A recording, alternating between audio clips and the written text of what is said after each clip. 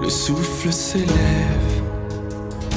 le cœur qui bat fort, chaque pas me relève. La balle claque comme un écho, un langage, une gestuelle, et au bout une victoire, c'est le jeu. Chaque rebond me guide, les murs me parlent, je danse et je joue avec eux.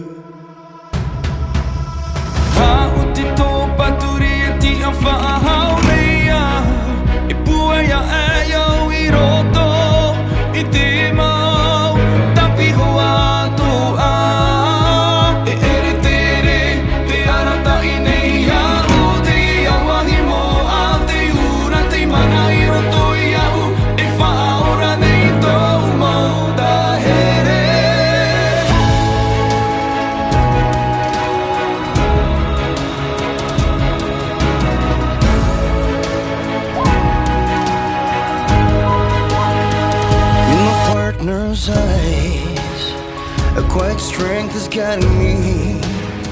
A shared breath, our energy's aligned. The souls in the rhythm drawn in one line. I rise above my doubts, I rise above my fears, to reach the truth of who I am inside.